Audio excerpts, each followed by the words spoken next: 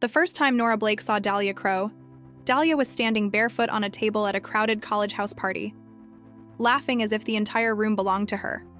Her bright red hair was tied into two high tails with black ribbons, the ends swinging whenever she moved, and under the purple lights she looked almost unreal. Pale skin, sharp green eyes, dark eyeliner, and a smile that seemed equally capable of seducing someone or ruining them. She wore a cropped black jacket over a wine-red top, a pleated skirt, patterned tights, and heavy boots abandoned on the floor below. Nora, by contrast, was quiet, careful, and dressed for a completely different evening.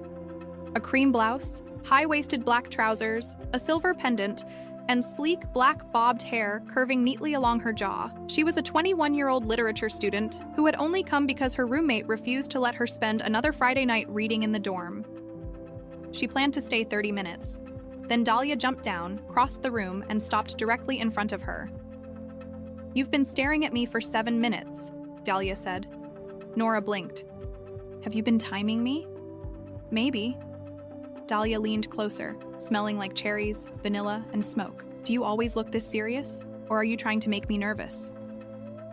Nora glanced around. Half the party was watching. "You don't look nervous." Dahlia smiled. "That's because you haven't kissed me yet." Nora should have laughed and walked away. Instead, something hot and reckless flickered under her ribs. "You don't even know my name." Dahlia's smile widened. "Then tell me before you kiss me." Their first kiss happened in the narrow hallway between the kitchen and the stairs, with music pounding through the walls and strangers brushing past them. Nora expected Dahlia to be bold and careless. Instead, Dahlia touched her face with both hands as though she were something fragile, her thumbs resting beneath Nora's ears, her green eyes suddenly serious. "Still want to?" she whispered. Nora nodded. Dahlia kissed her slowly, almost sweetly, lips warm and tasting faintly of cherry soda. Nora's fingers caught in the front of Dahlia's jacket. The kiss deepened when Dahlia stepped closer, their bodies fitting together in the cramped hallway, Dahlia's twin red tails brushing Nora's cheeks whenever she tilted her head. Nora felt the cool wall behind her, Dahlia's warmth in front of her, and the vibration of music moving through both of them. When they separated, Dahlia looked dazed for half a second, then smiled like she had won something. "Nora," she said softly, testing the name. "I'm going to remember that." By Monday, Dahlia knew Nora's schedule, coffee order, favorite library table, and the professor whose lectures made her sleepy. At first, Nora found it charming. Dahlia waited outside class with coffee, slipped notes into her books, and kissed her behind the humanities building, in empty stairwells, and beneath the old oak near the student union. Nora had never been wanted so intensely. It made her feel chosen. Dahlia loved loudly. She bought Nora a red scarf curled around her during movie nights and whispered, "You're so pretty, it makes me angry." When Nora asked how beauty could make anyone angry, Dahlia answered, "Because everyone else gets to see you." At first it sounded romantic. Nora mistook jealousy for passion. One night after a late seminar, Nora arrived at Dahlia's apartment and found candles burning everywhere. Dahlia wore a black camisole beneath an oversized red cardigan, her hair still tied in those two unmistakable tails. She had burned the bread, overcooked the pasta, and spilled wine across the tablecloth. Nora laughed so hard she had to cover her mouth. Dahlia stared at her for 3 offended seconds, then crossed the room and kissed her. The kiss was playful at first, Dahlia's lips chasing Nora's laughter, but it grew hotter when Nora pulled her closer by the cardigan. Dahlia backed her against the kitchen counter, one hand at Nora's waist, the other tangling in her sleek black bob. "You're laughing at me," Dahlia murmured. "A little. I should punish you. You burned garlic bread. I think you've suffered enough." Dahlia kissed her again, deeper this time, and Nora forgot the joke. When Dahlia whispered, "Say you're mine," Nora thought it was part of the game. "I'm yours," she breathed. Dahlia went still, then kissed her with desperate relief. The problems began quietly. Dahlia started asking for pictures whenever they were apart. A photo from the library, a photo from the dining hall, a photo showing who Nora was sitting beside. If Nora took too long to answer, the messages multiplied. Are you okay? Who are you with? Why are you ignoring me? Nora tried to be patient. Dahlia had told her about an absent mother and an ex-girlfriend who cheated. I'm not them, Nora said one evening as they lay beneath a blanket. Then why do you act like I'm going to vanish? Dahlia whispered. Because people always say they won't before they do. Nora kissed her forehead, then her mouth. I'm here, she promised. Dahlia repeated the words against her lips. Nora believed reassurance would help. Instead, it became a ritual Dahlia demanded more and more. Quick interruption.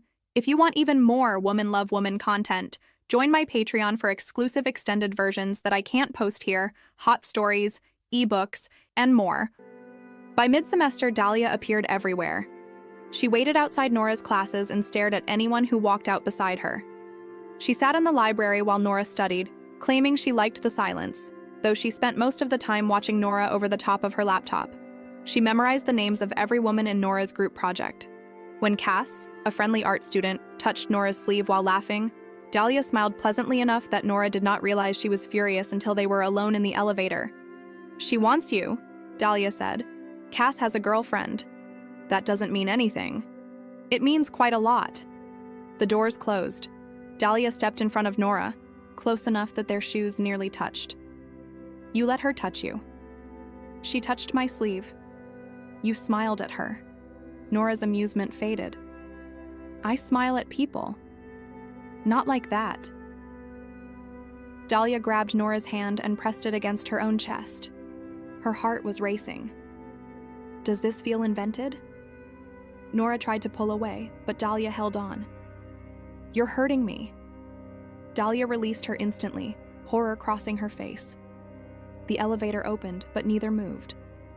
I'm sorry, Dahlia whispered. Tears filled her eyes. I just love you so much, and sometimes it feels like I'm dying when you look at someone else.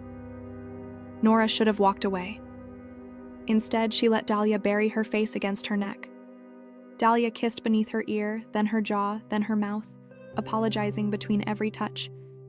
The kisses were frantic and wet with tears. Nora kissed her back because she wanted to calm her. She did not understand that comfort was becoming permission. Dahlia's jealousy grew more elaborate. She created a shared calendar without asking, persuaded Nora to enable location sharing for safety, and borrowed Nora's phone while she showered. Nora later discovered that Dahlia had blocked Cass's number. When confronted, Dahlia denied it, admitted it, cried, then became angry. Their arguments followed the same pattern. Dahlia accused, Nora defended. Dahlia panicked, Nora comforted, and they kissed until the conflict blurred. Sometimes Dahlia pulled Nora into her lap and kissed her with shaking intensity, anger turning into desire. They disappeared beneath blankets, mistaking physical closeness for repair. In the morning, Dahlia promised she would do better. Nora wanted to believe her because the tenderness was real. So was the cage forming around them. The first truly frightening incident happened at the winter formal. Nora wore a dark green dress that left her shoulders bare, while Dahlia wore a fitted black suit with a red silk shirt, her hair tied into two sleek tails with velvet ribbons. When Dahlia saw her at the foot of the dormitory stairs, she stopped breathing. You can't wear that. Nora smiled, assuming admiration. Why not? Dahlia placed both hands at her waist. Because everyone will stare. Let them. Nora kissed her lightly. You'll survive. For the first hour, Dahlia stayed close. Then Cass asked Nora to join a group photo and rested an arm around her shoulders. Dahlia crossed the ballroom, grabbed Cass's wrist, and pulled it away. Don't touch her. The music stopped. Nora caught Dahlia's arm. Stop. You're defending her?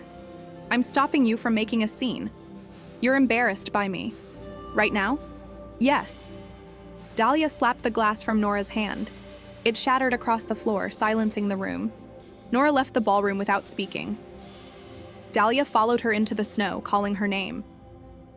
Near the chapel steps, she caught the back of Nora's coat. Nora spun around. Do not touch me. Dahlia released her. Snow caught in her red hair, and her eyeliner had begun to run.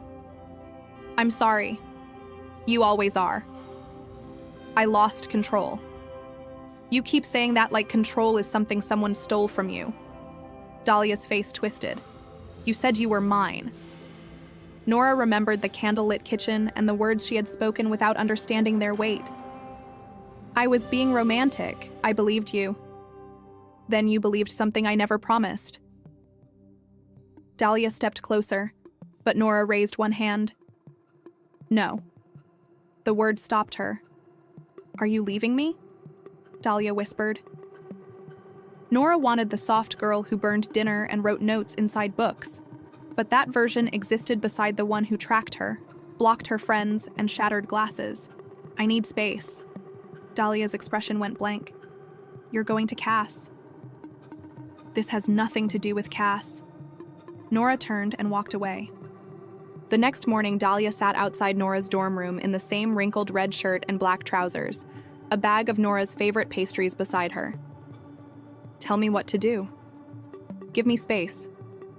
Dahlia pressed a hand against the door. I'm scared. Nora looked at her. So am I. Dahlia's hand dropped, and Nora closed the door. For 3 days, Dahlia did not message. Then Nora received photographs from an unknown number, herself crossing campus, sitting beside Cass in a cafe, and the window of her dorm room at night. Beneath the last image was a message. She doesn't deserve to look at you. Nora called Dahlia immediately. Are you following me? Silence. I needed to know you were safe. You photographed my window. I wasn't going to come inside. That is not comforting. You love me, Dahlia whispered. I do, Nora said, hating how true it remained. But this is not love anymore. Dahlia asked Nora to come to an abandoned rehearsal room. Every rational thought told Nora to contact campus security, but fear and love pulled her across campus. Inside, hundreds of photographs covered the walls. Nora reading, laughing, sleeping, walking to class, wearing the green dress with black formal. Dahlia stood in the center. I made this for you. Nora stared at the paper prison. This is surveillance. It's every moment I was afraid to lose. You already lost me. Dahlia's smile vanished. When Nora turned toward the door, Dahlia blocked it. I can be better. You need help. I need you. No. You need someone who will not let you turn love into control. Dahlia reached for her face, but Nora caught her wrist. They stood inches apart. Dahlia smelled like cherries and vanilla, exactly as she had the night they met.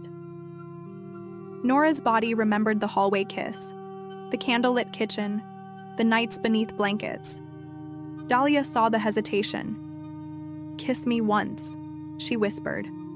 If you feel nothing, I'll let you go. Nora should have refused. Instead, she kissed her. It was the saddest kiss of her life. Dahlia's lips were warm and trembling.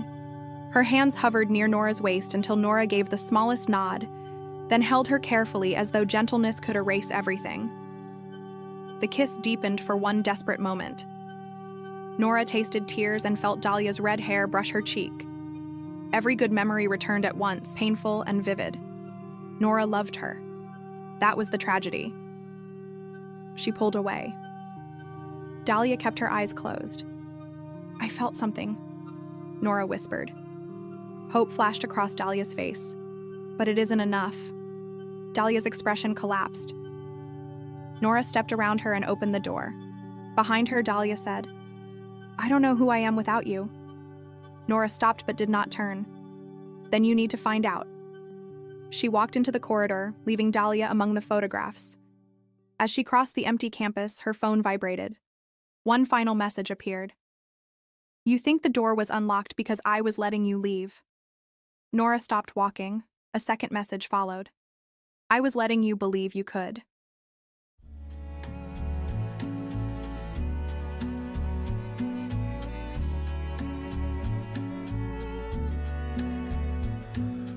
What can you say when love goes away that hasn't been said before?